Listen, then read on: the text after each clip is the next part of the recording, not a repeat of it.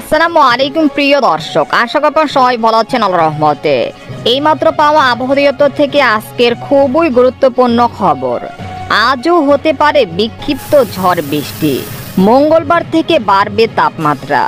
এছাড়া আগামী 24 ঘন্টায় দুই বাংলার বিভিন্ন অঞ্চলে বিক্ষিপ্ত বজ্রসহ কালবৈশাখী ঝড় বৃষ্টির পূর্বাভাস এমনটা জানাচ্ছেন আবহাওয়া দপ্তর। আজ ও আগামীকাল কোন কোন জেলার আবহাওয়া কেমন থাকতে পারে এ বিষয়ে কি বলছে আজকের আবহাওয়া রিপোর্টে জানিয়ে দিব। সম্পূর্ণ বিস্তারিত ভিডিওদের সঙ্গে থাকুন।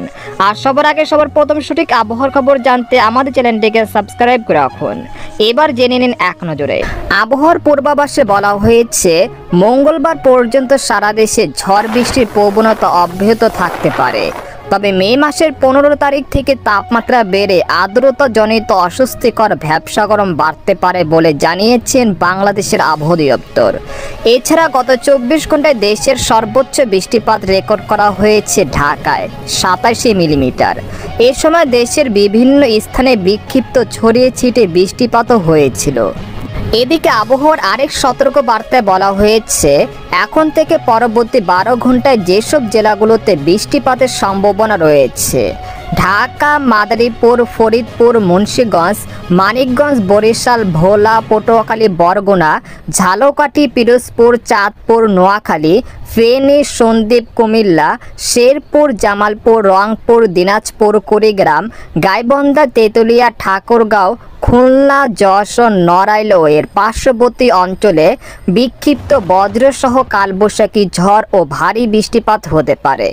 তবে এই ঝড় বৃষ্টির প্রবণতা আগামী 14 তারিখ থেকে কমে আসতে পারে।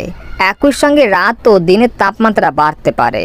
এদিকে সামুদ্রিক আবহাওয়া বর্তমানে বঙ্গোপসাগর স্বাভাবিক আছে এবং আগামী 21 তারিখ পর্যন্ত বঙ্গোপসাগরে কোনো ঘূর্ণিঝড়ের সম্ভাবনা নেই। তবে মে মাসের 22 তারিখ থেকে 28 তারিখের মধ্যে বঙ্গোপসাগরে একটি ঘূর্ণিঝড় সৃষ্টি হতে পারে। তবে এটি কোথায় আঘাত হানবে এবং তার গতিপথ কেমন হবে এ বিষয়ে এখনও অনিশ্চিত, তাই আতঙ্কিত হওয়ার কোনো কারণ আপাতত নেই। এদিকে বাংলাদেশের আবহাওয়াবিদ মোহাম্মদ হাফিজুর রহমান জানান আজ সকাল 9টা থেকে পরবর্তী 24 ঘন্টায় রংপুর, রাজশাহী, ঢাকা, ময়মনসিংহ, খুলনা, বরিশাল ও সিলেট বিভাগের অনেক জায়গায় এবং চট্টগ্রাম বিভাগের কিছু কিছু জায়গায় অস্থায়ীভাবে দমকা বা ঝড়ো হাওয়া সহ বৃষ্টি বা বজ্রসহ বৃষ্টি হতে পারে। সেই সাথে কোথাও কোথাও বিক্ষিপ্তভাবে শিলাবৃষ্টি হতে পারে। এই সময় সারা দেশে দিন এবং রাতের তাপমাত্রা প্রায় অপরিবর্তিত থাকতে পারে। পরবর্তী 5 দিনে সারা দেশে বৃষ্টিপাতের প্রবণতা কমে দিন ও রাতের তাপমাত্রা সর্বোচ্চ 5 ডিগ্রি সেলসিয়াস পর্যন্ত বেড়ে যেতে পারে। তো এই ছিল খবর। এরকম ইন্টারেস্টিং আবহাওয়ার খবর জানতে আমাদের সাথেই থাকুন।